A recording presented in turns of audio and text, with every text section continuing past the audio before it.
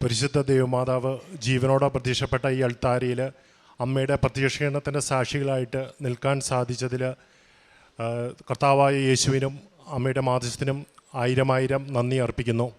എൻ്റെ പേര് ജിബിൻ. ഞാൻ തലശ്ശേരി രൂപതയിലെ വായാട്ടുപറമ്പ് ഇടവകയിൽ നിന്നാണ് വരുന്നത്. ഞാനിവിടെ ഉടമ്പടി എടുക്കുന്നത് 2023 മെയ് 10 ഞാനിവിടെ ഉടമ്പടി എടുക്കാനുള്ള സാഹചര്യം എന്ന് പറഞ്ഞാൽ ഞാൻ 13 വർഷമായിട്ട് വിദേശത്തേക്ക് ഒരു ജോലിക്ക് ശ്രമിക്കുന്ന ആളാണ്. ഞാൻ 2010 കോഴ്സ് കഴിഞ്ഞപ്പോൾ കോഴ്സ് കഴിയുന്നതിന് മുമ്പ് തന്നെ എനിക്ക് നല്ലൊരു അധ്യാപകന ജോലി വന്നു. അപ്പം എൻ്റെ പേരൻസൊക്കെ ടീച്ചേഴ്സാണ്. അവർക്ക് ഞാനൊരു അധ്യാപകനായി തുടരണം എന്നൊരു പ്ലാൻ ഉണ്ടായിരുന്നു.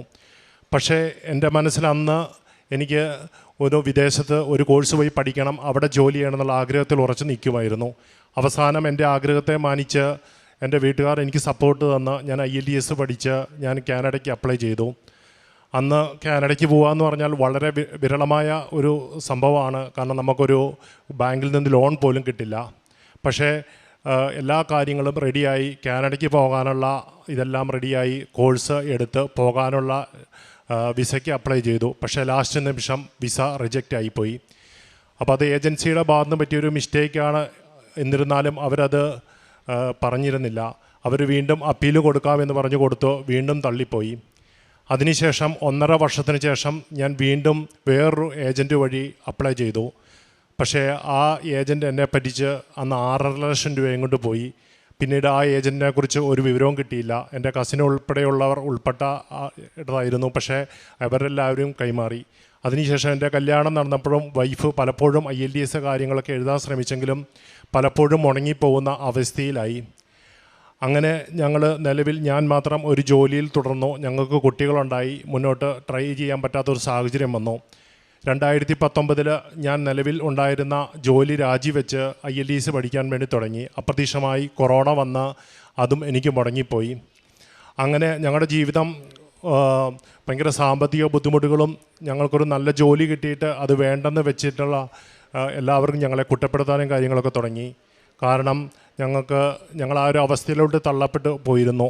കാരണം ജോലി കിട്ടാഞ്ഞിട്ടല്ല, ജോലി കിട്ടിയിട്ട് അത് വേണ്ടെന്ന് വെച്ചിട്ടാണ്. അതിൻ്റെ ഇടയ്ക്ക് വൈഫിന് കോട്ടയം മെഡിക്കൽ കോളേജിൽ ഒരു ജോലി കിട്ടി. അതിനകത്തും ചില തടസ്സങ്ങൾ കാരണം ചേരാൻ പറ്റിയില്ല. അങ്ങനെ മൊത്തത്തിൽ തടസ്സത്തിൽ കിടക്കുകയായിരുന്നു. അങ്ങനെ 2022 വൈഫ് IELTS എഴുതി സ്കോർ കിട്ടി. ഞങ്ങൾ കേരളത്തിൽ തന്നെ ഏറ്റവും റെപ്യൂട്ടഡായ ഏജൻസിയെ സമീപിച്ചു. അവർ പറഞ്ഞു, നിങ്ങൾക്ക് ഈ സ്കോർ കൊണ്ട് ധാരാളം 1 വർഷത്തിനുള്ളിൽ കാനഡയിൽ പോകാൻ പറ്റുമെന്ന് പറഞ്ഞ് ഞങ്ങൾ പ്രോസസ്സ് തുടങ്ങി. 1 വർഷം കഴിഞ്ഞിട്ടും ഇതിന് മാറ്റവും കാര്യങ്ങളൊന്നും ഉണ്ടായില്ല. അങ്ങനെയാണ് ഞങ്ങൾ 2023 മെയ് 10 ഉടമ്പടി എടുക്കുന്നതിനെക്കുറിച്ച് തീരുമാനിച്ചത്. ഉടമ്പടി എടുക്കുന്നതിനെക്കുറിച്ച് എനിക്ക് ധാരാളം ആശങ്കയുള്ള വ്യക്തിയായിരുന്നു. കാരണം ഇത് എടുത്തു കഴിഞ്ഞാൽ കറക്റ്റായിട്ട് മുന്നോട്ട് കൊണ്ടുപോകാൻ പറ്റുമോ എന്നൊരു ധാരണ ഇല്ലായിരുന്നു. കാരണം ഞാനും വൈഫും, ഞങ്ങൾക്ക് ചെറിയ 3 കുട്ടികളുണ്ട്. ഞങ്ങൾ ജോലി സംബന്ധമായിട്ട് എറണാകുളത്താണ് താമസിക്കുന്നത്. അങ്ങനെ ഞങ്ങൾ ഉടമ്പടി എടുത്ത് മുന്നോട്ട് പോയി. അങ്ങനെ ഉടമ്പടി എടുത്ത് മുന്നോട്ട് പോയെങ്കിലും ആദ്യ കാലഘട്ടങ്ങളിൽ ഉടമ്പടിയുടെ നിയമങ്ങളൊന്നും പാലിക്കാൻ പറ്റിയിരുന്നില്ല. എല്ലാ ദിവസവും വിശുദ്ധ കുർബാനയിലൊന്നും പങ്കെടുത്തിരുന്നില്ല. അതുപോലെ കാരുണ്യ പ്രവർത്തനത്തിലൊക്കെ വളരെ പുറകോട്ടായിരുന്നു. പത്രം കാര്യങ്ങളൊക്കെ കൊടുക്കാൻ ഭയങ്കര ചമ്മലും കാര്യങ്ങളൊക്കെ ആയിരുന്നു. ഏകദേശം 3 മാസത്തോളം കഴിഞ്ഞു. അപ്പോൾ ഉടമ്പടി പുതുക്കുന്ന സമയമായപ്പോൾ അറിയാൻ പറ്റി ജോസഫ് അച്ഛനെ നേരിട്ട് കണ്ട് പ്രാർത്ഥിക്കാൻ പറ്റുമെന്ന്. ഒരു ദിവസം ഇവിടെ അച്ഛനെ വന്ന് കണ്ട് പ്രാർത്ഥിച്ചു. അപ്പം അച്ഛൻ ഞങ്ങളെ കണ്ടപാടെ ചോദിച്ചു, ബാക്കിയുള്ളവർ എന്തിയെന്ന് ചോദിച്ചു. ഞങ്ങൾ കുട്ടികളെ കൊണ്ടുവന്നില്ലായിരുന്നു. അപ്പം ഞങ്ങൾ അച്ഛനോട് പറഞ്ഞു, അച്ഛാ പിള്ളേർ ഇവിടെ വന്നു കഴിഞ്ഞാൽ അവർ ഓടിക്കളിക്കും, അതുകൊണ്ടാണ് ഞങ്ങൾ കൊണ്ടുവരാത്തതെന്ന് പറഞ്ഞു. അപ്പോൾ അച്ഛൻ പറഞ്ഞു, നിങ്ങൾ മാത്രം രക്ഷപ്പെട്ടാൽ പോരാ, അവരെയും കൂടെ കൊണ്ടുവരേണ്ടതായിരുന്നു എന്ന് പറഞ്ഞപ്പോൾ ഞാൻ എൻ്റെ മൊബൈലിൽ ഫാമിലി ഫോട്ടോ കൊടുത്തു. അച്ഛൻ അത് വെച്ച് പ്രാർത്ഥിച്ചു.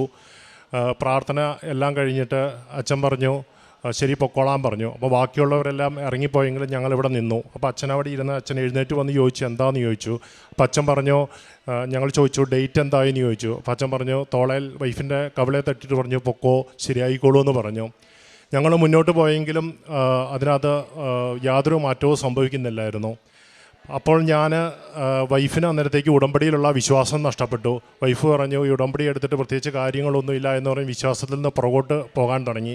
പക്ഷേ ഞാൻ ആ സമയത്ത് പൂർവാധിക ശക്തിയോടെ ഉടമ്പടിയുടെ നിയമങ്ങൾ പാലിക്കാൻ ശ്രദ്ധിച്ചു. എല്ലാ ദിവസവും വിശുദ്ധ കുർബാനയിൽ പങ്കെടുക്കുക, ബൈബിൾ വായിക്കുക, ഉടമ്പടി ധ്യാനം മുടക്കാതെ കൂടുക തുടങ്ങിയ എല്ലാ കാര്യങ്ങളും ചെയ്തുകൊണ്ടിരുന്നു. അതേസമയം തന്നെ ഞങ്ങളുടെ ജീവിതത്തിലോട്ടുള്ള ദുരിതങ്ങളുടെ അളവ് വർദ്ധിക്കാൻ തുടങ്ങി.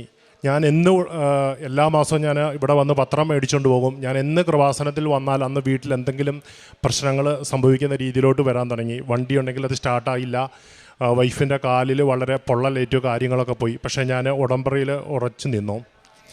ഞാനിവിടെ കൃപാസന ജപമാല റാലിയിൽ വന്ന് പങ്കെടുത്തതിൻ്റെ പിറ്റേ ദിവസം തന്നെ ഓഫീസിൽ ചെന്നപ്പോൾ എനിക്ക് മെയിൽ വന്ന് കിടപ്പുണ്ട് എൻ്റെ സാലറി കൂടി എന്നുള്ളത്. അങ്ങനെ മുന്നോട്ട് പോയി. ഏജൻസിയിൽ നിന്ന് പറഞ്ഞു ഇനി കാനഡയ്ക്ക് IELTS കാലാവധി കഴിയാറായി, ഇനി നോക്കിയിട്ട് കാര്യമില്ല എന്ന്. അപ്പം ഞങ്ങൾ ഭയങ്കരധികം വിഷമിച്ചിരിക്കുന്ന സമയത്ത് ഞാൻ അവിചാരിതമായിട്ട് എൻ്റെ ഒരു ഫ്രണ്ടിനെ വിളിക്കാനിടയായി. പുള്ളിയും കൃപാസനത്തിൽ ഉടമ്പടി എടുത്ത ആളാണ്. പുള്ളി പറഞ്ഞു ഞാൻ അയർലൻഡിന് ഒന്ന് പോകാൻ ശ്രമിച്ചുകൊണ്ടിരിക്കുവാണ്, നിങ്ങൾക്ക് ധാരാളം ചതിവുകൾ പറ്റിയതുകൊണ്ട് എനിക്കത് കിട്ടിക്കഴിഞ്ഞാൽ മാത്രമേ ഞാൻ നിങ്ങളെ സഹായിക്കുകയുള്ളൂ. ഞാൻ സഹായിക്കുവാണെങ്കിൽ ഒരു കണ്ടീഷനുണ്ട്, ഞാൻ കൃപാസനത്തിൽ ഉടമ്പടി എടുത്തുകൊണ്ടാണ് നിങ്ങളെ സഹായിച്ചത്, നിങ്ങളും അതുപോലെ മറ്റുള്ളവർക്ക് ഈ വഴി കാണിച്ചു കൊടുക്കണമെന്നും, വേറൊന്നും വേണ്ട, ഇത് ചെയ്തു കൊടുത്താൽ മതിയെന്ന് പറഞ്ഞു. അദ്ദേഹം തന്ന അഡ്രസ്സിൽ ഞങ്ങൾ ബന്ധപ്പെട്ട് ഞങ്ങൾ ഈ അയർലൻഡിലുള്ള കേസ് തുടങ്ങി, അറ്റൻഡ് ചെയ്യാനൊക്കെ തുടങ്ങി. അങ്ങനെ മെയ് ആയപ്പോഴത്തേനും ഞങ്ങൾക്ക് ഫസ്റ്റ് ഇൻ്റർവ്യൂ വന്നു. ആ ഇൻ്റർവ്യൂവിനൊരു പ്രത്യേകതയുണ്ടായിരുന്നു. ആ ഇൻ്റർവ്യൂ എന്ന് പറഞ്ഞാൽ വളരെ സോഫ്റ്റായിട്ട് ക്വസ്റ്റ്യൻസ് ചോദിക്കുകയും കാര്യങ്ങൾ കൈകാര്യം ചെയ്യുന്ന ആളാണ്. പൊതുവെ ഒരു ധാരണയുണ്ട്, ആ ഇൻ്റർവ്യൂ അറ്റൻഡ് ചെയ്യുവാണെങ്കിൽ നമുക്ക് ഉറപ്പായിട്ടും എക്സാം ക്വാളിഫൈ ചെയ്ത് മുന്നോട്ട് പ്രോസസ്സിങ് തുടങ്ങാമെന്ന്. അവരിതിൻ്റെ മുന്നോടിയായിട്ട് പല പ്രാവശ്യം ലിങ്കുകൾ അയച്ചു തന്ന് എല്ലാം ചെയ്തു. സൂം മീറ്റിംഗ് ആയിരുന്നു. പക്ഷേ ഞങ്ങൾ 2 ദിവസം പ്രാർത്ഥിച്ച് ഒരുങ്ങി ഇൻ്റർവ്യൂ അറ്റൻഡ് ചെയ്തെങ്കിലും കറക്റ്റ് സമയത്ത് ഞങ്ങൾക്ക് മാത്രം ലിങ്ക് വരുന്നില്ല. അന്ന് ഇൻ്റർവ്യൂ അറ്റൻഡ് ചെയ്ത 9 പേരിൽ 8 പേർക്കും പാസ്സായി മുന്നോട്ട് പോയി. പക്ഷേ ഞങ്ങൾക്ക് ലിങ്ക് വന്നപ്പോഴത്തേനും ഇൻ്റർവ്യൂ സമയം കഴിഞ്ഞ് ആൾ പോയിരുന്നു. പിന്നീട് നോർമൽ രീതിയിൽ 2 മാസം കഴിഞ്ഞാണ് ഇൻ്റർവ്യൂ വരേണ്ടത്. പക്ഷേ 1 മാസം കഴിഞ്ഞപ്പോഴത്തേനും അപ്രതീക്ഷിതമായിട്ടൊരു ഇൻ്റർവ്യൂ വന്നു. ആ ഇൻ്റർവ്യൂവിൻ്റെ പ്രത്യേകത എന്ന് പറഞ്ഞാൽ ഇൻ്റർവ്യൂവറെ വളരെ ടഫായിട്ട് ക്വസ്റ്റ്യൻ ചോദിക്കുന്ന ആളാണ്. കഴിഞ്ഞ പ്രാവശ്യം 12 പേരെ ഇൻ്റർവ്യൂ നടത്തിയപ്പം പുള്ളി ആകെ 2 പേരെ സെലക്ട് ചെയ്തുള്ളൂ. ഞങ്ങൾ വളരെയധികം പ്രാർത്ഥിച്ച് ഒരുങ്ങി. കൃപാസനം മാതാവിൻ്റെ കാശുരൂപം ഞാൻ കയ്യിൽ പിടിച്ച് ഞാൻ മുറിയിൽ കൊന്ത ചൊല്ലി പ്രാർത്ഥിച്ചുകൊണ്ടിരുന്നു. വൈഫ് ഇൻ്റർവ്യൂ അറ്റൻഡ് ചെയ്യാൻ തുടങ്ങി. വളരെ പെട്ടെന്ന് തീരേണ്ട ഇൻ്റർവ്യൂ വളരെയധികം നീണ്ടുപോയി. അപ്രതീക്ഷിതമായിട്ട് പല ക്വസ്റ്റ്യൻസും ചോദിച്ചു. അതിനുശേഷം ഇൻ്റർവ്യൂ കഴിഞ്ഞു, റിസൾട്ട് അറിയിക്കാമെന്ന് പറഞ്ഞു. നോർമൽ രീതിയിൽ 2 ദിവസത്തിനുള്ളിൽ റിസൾട്ട് വരേണ്ടതാണ്. പക്ഷേ ഒരാഴ്ചയായിട്ടും റിസൾട്ട് വരുന്നില്ല. ഞങ്ങളപ്പോൾ ഏകദേശം ഞങ്ങളുടെ മനസ്സിലോട്ട് വന്നു ഈ ഇൻ്റർവ്യൂ ഫെയിലായി എന്നുള്ളത്. പക്ഷേ പിറ്റേ ദിവസം റിസൾട്ട് വന്നപ്പോൾ വൈഫിൻ്റെ പേരും സെലക്ട് ചെയ്തു. ഞങ്ങൾ മുന്നോട്ട് വളരെയധികം സ്പീഡിലെ പ്രോസസ്സിങ് കാര്യങ്ങളും നടന്നു. അയർലൻഡിന് വിസ അപ്ലൈ ചെയ്തു. പക്ഷേ അവിടെയും കാലതാമസം വളരെയധികം നീണ്ടുകൊണ്ടിരിക്കുവാണ്. നോർമലി ഈ ഇൻ്റർവ്യൂ അറ്റൻഡ് ചെയ്ത് നമ്മൾ വിസയ്ക്ക് അപ്ലൈ ചെയ്ത് കഴിഞ്ഞാൽ നമുക്ക് ഒരു വെരിഫിക്കേഷൻ ഉണ്ടാകത്തില്ല. വളരെ പേരുണ്ടെങ്കിൽ 1-2 പേർക്ക് വരുള്ളൂ. അപ്പോൾ വൈഫിൻ്റെ കൂടത്തിൽ തന്നെ അപ്ലൈ ചെയ്ത ഒരാൾക്ക് വന്നു. പുള്ളിയോട് ജസ്റ്റ് എന്താണ് വർക്ക് ചെയ്യുന്ന ഡീറ്റെയിൽസ് ചോദിച്ചു, ഓക്കെ പറഞ്ഞു വെച്ചു. പിറ്റേ ദിവസം തന്നെ പുള്ളിക്ക് പാസ്പോർട്ട് ഡിസ്പാച്ച് ചെയ്തിട്ടെന്ന് പറഞ്ഞ് മെസ്സേജ് വന്നു. 4-ാം തീയതി ഞങ്ങൾ ഉടമ്പടി ധ്യാനം കൂടിക്കൊണ്ടിരിക്കുമായിരുന്നു. അപ്പം ജോസഫ് അച്ഛൻ ധ്യാനത്തിൽ പറഞ്ഞു ഇവിടെ പൈസയായി ബന്ധപ്പെട്ട് ഒരാൾക്കൊരു ജോലിയുടെ ഇഷ്യൂ വരുന്നുണ്ട്, പക്ഷേ ആളുടെ ജോലിയെ ബാധിക്കില്ല എന്ന് പറഞ്ഞു. പക്ഷേ ഇത് ഞങ്ങളെക്കുറിച്ചാണെന്ന് ഞങ്ങൾക്കറിയില്ലായിരുന്നു. വൈഫിന് അന്ന് ഉടമ്പടി ധ്യാനം കംപ്ലീറ്റ് ചെയ്യാൻ പറ്റാത്തത് കൊണ്ട് പിറ്റേ ദിവസം കൂടിക്കൊണ്ടിരിക്കുമായിരുന്നു. അപ്പം പെട്ടെന്ന് ഇൻ്റർവ്യൂ വന്ന് ചോദിച്ചു, ജോലിയുടെ കാര്യങ്ങളെല്ലാം ചോദിച്ചിട്ട് പറഞ്ഞു നിങ്ങൾ ഓവർ ക്വാളിഫൈഡ് ആണെന്ന് പറഞ്ഞു.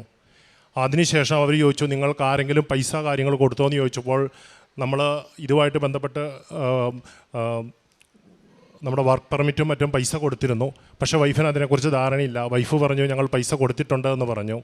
അപ്പോൾ അത് ആൾക്ക് ഡൗട്ട് തോന്നി. പുള്ളി പറഞ്ഞു ഇതിനെക്കുറിച്ച് ചിന്തിക്കേണ്ടിയിരിക്കുന്നു പറഞ്ഞ് അവരൊരു മെയിൽ അഡ്രസ്സ് വന്നിട്ട് പറഞ്ഞു ഇതിനകത്തോട് എത്രയും പെട്ടെന്ന് ഡീറ്റെയിൽസ് അയക്കണം എന്ന് പറഞ്ഞു. ഞാനന്ന് സ്ഥലത്തുണ്ടാകേണ്ട ആളല്ല, പക്ഷേ അന്ന് എന്തോ തുടങ്ങി ദൈവം തോന്നിക്കുന്നുണ്ടായിരുന്നു ഇവിടെ സ്ഥലത്ത് കാണണമെന്ന്.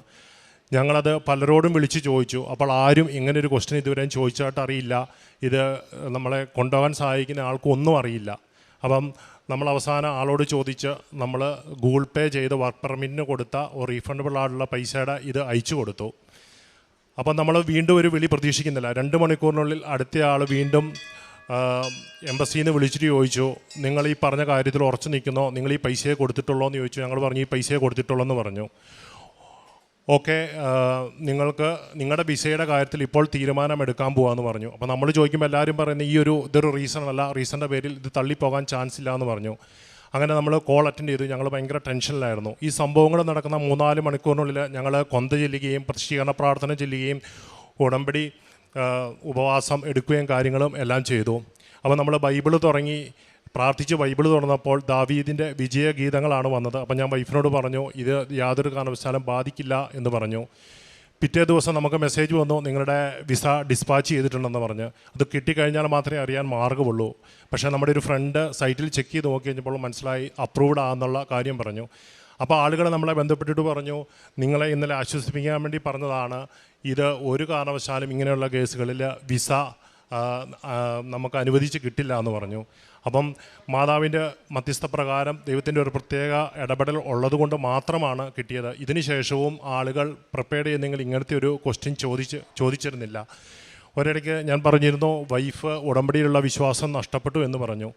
അപ്പം ഇവിടെ ഈ വർഷം കൃപാസന ജപമാല റാലി നടക്കുന്നതിന് മുമ്പ് വൈഫ് ഇങ്ങനെ ഇതിൽ പങ്കെടുക്കണോ വേണ്ടതെന്ന് ആലോചിച്ചുകൊണ്ടിരിക്കുമായിരുന്നു. അപ്പോൾ ഇതിൻ്റെ തലേ ദിവസം അതിൻ്റെ ആൾ പറഞ്ഞു, നിങ്ങളുടെ വിസയെല്ലാം ആയിട്ടുണ്ട്, എത്രയും പെട്ടെന്ന് പോകാൻ റെഡി ആയിക്കോളാൻ പറഞ്ഞു. അപ്പോൾ വൈഫിനാണെങ്കിലൊരു വിശ്വാസം വന്നു, ജപമാല റാലിയിൽ പങ്കെടുക്കണമെന്ന്. പിറ്റേ ദിവസം വന്ന് പങ്കെടുത്തു. പക്ഷേ അതന്ന് ഇത് റെഡി ആയിട്ടില്ല. അതിനുശേഷമാണ് ഈ കാര്യങ്ങളെല്ലാം നടന്നത്. ഇവിടെ വന്ന് ജപമാല റാലിയിൽ പങ്കെടുത്ത് തിരിച്ചു പോയി. അതിനുശേഷം വൈഫ് പോകാൻ റെഡിയാകുന്നതുകൊണ്ട് ഞാൻ പറഞ്ഞു വേറെ സ്ഥലത്തോട്ട് പോവാണ്, ഇവിടെ വന്ന് ഉടമ്പടി എടുക്കണമെന്ന് പറഞ്ഞു. അപ്പം ഞങ്ങൾ തമ്മിലൊരു കൺഫ്യൂഷനായി. കുടുംബത്തിൽ ഒരാൾ ഉടമ്പടി എടുത്താൽ മതിയല്ലോ, രണ്ടുപേരും വേണ്ടല്ലോ എന്ന്. പക്ഷേ ഞങ്ങളത് ആലോചിച്ച് ഇവിടെ വന്നു. ഇവിടെ വന്ന് ഞങ്ങൾ സംശയിച്ചാണ് രണ്ടുപേരും, ഞാൻ ഉടമ്പടി പുതുക്കുകയും ചെയ്യണം, വൈഫ് പുതിയതായിട്ട് ഉടമ്പടി എടുക്കുകയും ചെയ്യണം, സംശയിച്ചാണ് വന്നത്. ഞങ്ങളിങ്ങോട്ട് കയറി വരുന്ന പാടെ രാവിലെ 5:45 ഞങ്ങളുടെ മൂക്കിലോട്ട് ഭയങ്കരമായിട്ട് മുല്ലപ്പൂവിൻ്റെ മണം കയറി വന്നു. അപ്പം വൈഫ് പറഞ്ഞു ഇത് ഇവിടെ വേറെന്തെങ്കിലും ആയിരിക്കുമല്ല എന്ന് പറഞ്ഞു. പക്ഷേ ഞങ്ങൾ അതിലേക്കൂടെ ഒരു 10-15 മിനിറ്റ് പല സ്ഥലത്തൂടെ നടന്ന് നോക്കിയെങ്കിലും ഞങ്ങൾക്ക് കിട്ടിയില്ല. അപ്പം അങ്ങനെ വൈഫും കൂടെ കൂടുതൽ ശക്തിയോടെ വിശ്വാസത്തിലോട്ട് വന്നു. ഈ കഴിഞ്ഞ കാലഘട്ടത്തിലൊക്കെ നമ്മുടെ ഈ തടസ്സങ്ങൾ നേരിട്ടുന്ന സമയത്തൊക്കെ ഒരിക്കൽ ഞാൻ ജോസഫച്ചനെ സ്വപ്നം കണ്ടു. ജോസഫച്ചൻ സ്വപ്നത്തിൽ പ്രത്യക്ഷപ്പെട്ട് 24/7 ഇങ്ങനെ 2 ഡേറ്റുകൾ ഞങ്ങൾക്ക് കാണിച്ചു തന്നു. ഈ സമയത്തിന് നിങ്ങൾ പുറത്തോട്ട് പോകും കാര്യങ്ങളൊക്കെ പറഞ്ഞു. പക്ഷേ ഞങ്ങൾക്ക് അത് കറക്റ്റായിട്ട് മനസ്സിലാക്കാനോ കാര്യങ്ങൾക്കോ പറ്റിയിരുന്നില്ല. അതുപോലെ തന്നെ ഒരിക്കലും ഞാൻ കടുത്ത പനി പിടിച്ച് കിടക്കുമായിരുന്നു. അപ്പോൾ രാത്രിയിൽ കൃപാസന മാതാവ് വന്ന് എന്നെ ആശ്വസിപ്പിക്കുന്നതായിട്ട് സ്വപ്നം കണ്ടിട്ടുണ്ട്. അതുപോലെ തന്നെ എനിക്ക് പലപ്പോഴും മുല്ലപ്പൂവിൻ്റെ മണം പലപ്പോഴും എനിക്ക് കിട്ടിയിട്ടുണ്ട്. പിന്നെ ഈ ഉടമ്പടി ജീവിതത്തിനിടയ്ക്ക് ഇത് പാലിക്കാൻ വളരെയധികം കഷ്ടപ്പാടുകൾ പല സമയത്തും ഉണ്ടായിരുന്നു. ഞാൻ ആദ്യകാലങ്ങളിൽ പത്രം കൊടുക്കാൻ ഭയങ്കര മടിയായിരുന്നു. പിന്നീട് ജോസഫച്ചൻ എന്നും ഉടമ്പടി ധ്യാനത്തിൽ പറയും നിങ്ങളിത് മറ്റുള്ളവർക്ക് ഷെയർ ചെയ്ത് കൊടുക്കണം എന്ന് പറയും. അപ്പം ഞാൻ കണ്ടുപിടിച്ചൊരു കുഴുക്കുവഴിയായിരുന്നു. ഞാനൊരു പുതിയ ഫേസ്ബുക്ക് പേജ് തുടങ്ങി, ഷെയർ ചെയ്യാൻ തുടങ്ങി. പക്ഷേ എനിക്കതൊരു ധൈര്യമില്ലാത്ത അവസ്ഥയിലാണ് ഞാൻ ചെയ്തത്. പക്ഷേ മുന്നോട്ട് പോയി കഴിഞ്ഞപ്പോൾ ഞാൻ എല്ലാ ദിവസവും വാട്സപ്പിൽ രാവിലെ എഴുന്നേറ്റ് എല്ലാ വാട്സപ്പ് ഗ്രൂപ്പുകളിലേക്കും അതുപോലെ തന്നെ ഫേസ്ബുക്കിലും എല്ലാ ലിങ്കുകളും കാര്യങ്ങളും ഷെയർ ചെയ്യാൻ തുടങ്ങി.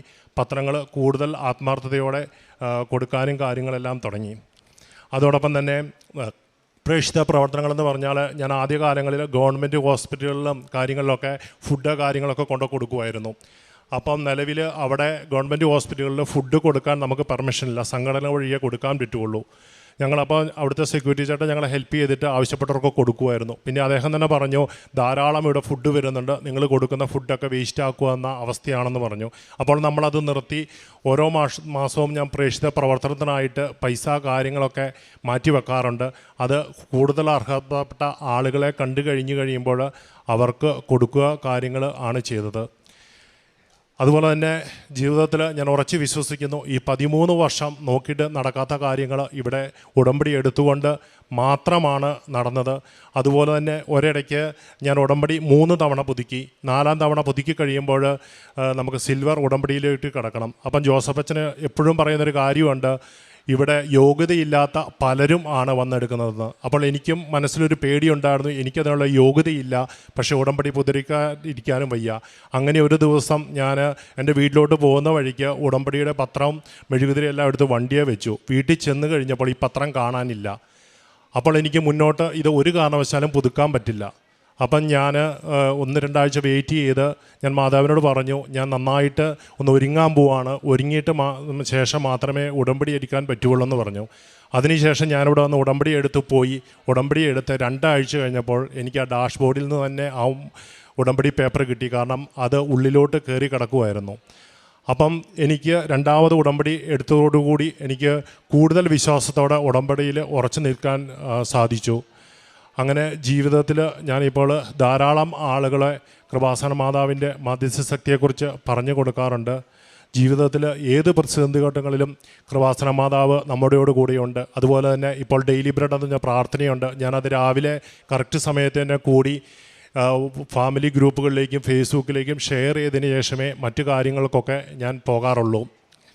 അതുപോലെ തന്നെ എനിക്ക് ജീവിതത്തിൽ വളരെയധികം ടെൻഷനുള്ള വ്യക്തിയായിരുന്നു. ഇപ്പം ഞാൻ എന്ത് കാര്യത്തിന് ഇറങ്ങി തിരിച്ചു കഴിഞ്ഞാലും ഞാൻ കർത്താവിൻ്റെ നാമത്തിലും അമ്മ കൃപാസനം മാതാവിൻ്റെ മധ്യസ്ഥതയിലും ഏൽപ്പിച്ചു കൊടുത്തിട്ടേ പോകാറുള്ളൂ. എല്ലാ കാര്യങ്ങളും ഏറ്റവും ഭംഗിയായിട്ട് നടക്കാറുണ്ട്. ടെൻഷൻ എന്ന് പറഞ്ഞ അവസ്ഥ എനിക്ക് ജീവിതത്തിൽ ഇല്ല.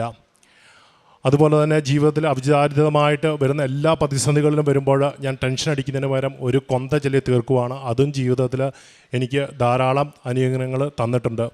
ഇപ്പം നിലവിൽ വൈഫ് മാത്രമാണ് പോകുന്നത്. അധികം താമസിക്കാതെ എനിക്കും കുട്ടികൾക്കും കൂടി പോകാൻ പറ്റും. ഇവിടെ വന്ന ഒരു സാക്ഷ്യം കൂടി പറയാൻ പറ്റുമെന്ന് പൂർണ്ണ വിശ്വാസത്തോടെ ഞാൻ എൻ്റെ വാക്കുകൾ നിർത്തുന്നു.